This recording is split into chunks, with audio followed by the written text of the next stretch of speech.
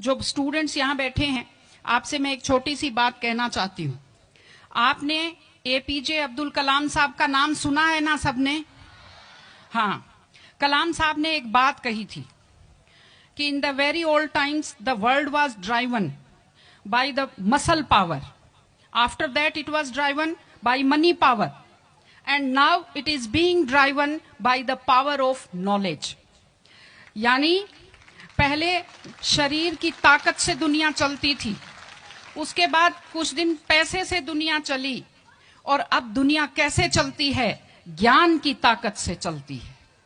आज अमेरिका और रूस, फ्रांस क्यों हमसे आगे हैं?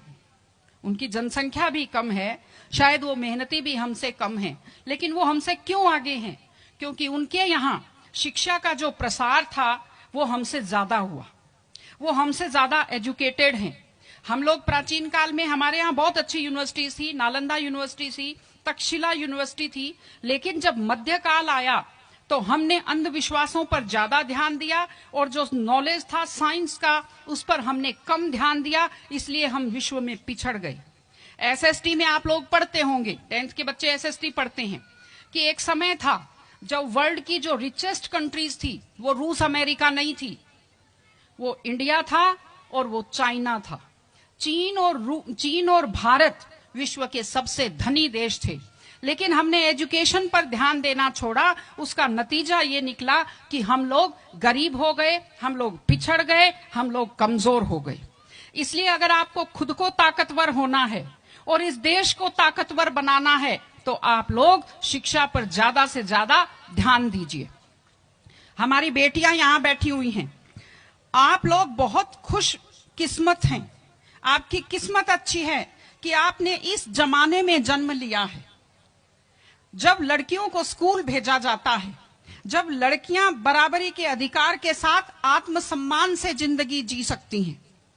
मैं अभी सोफे पर अकेली बैठी हुई थी, फिर उसके बाद शिफा जी आए और फिर उसके बाद संतोष जी आए, तो हमें जगह हमारी बढ़ती गई। मैंने कहा भाई पुरुषों सिंहासन खाली करो, महिलाएं आती हैं।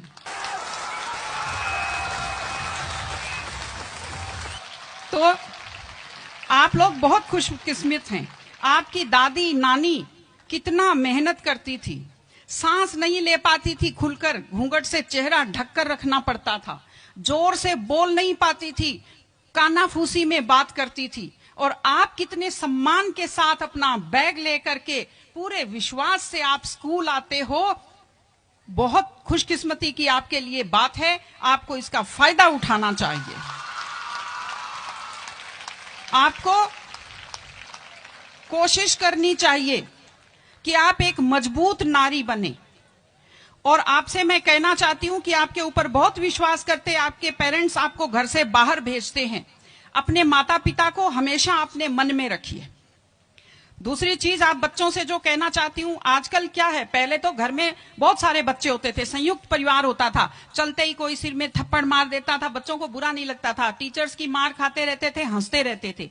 आजकल 1-2 बच्चे होते हैं घर में, बच्चे बहुत सेंसिटिव होते हैं। आप लोगों को जब आपके माता पिता टोकते हैं, आपके टीचर्स टोकते हैं, आपको बुरा लगता है। आपको बुरा नहीं लगना चाहिए, क्योंकि ये वो लोग हैं जो आपकी चिंता करते हैं।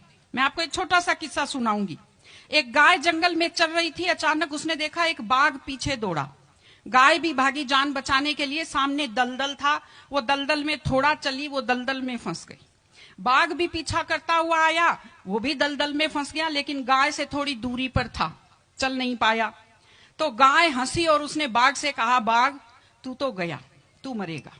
तो बाघ ने कहा, तुम क्या हंस रही हो, तुम भी तो मरोगी दलदल में। उसने कहा, मैं नहीं मरूंगी, देखना।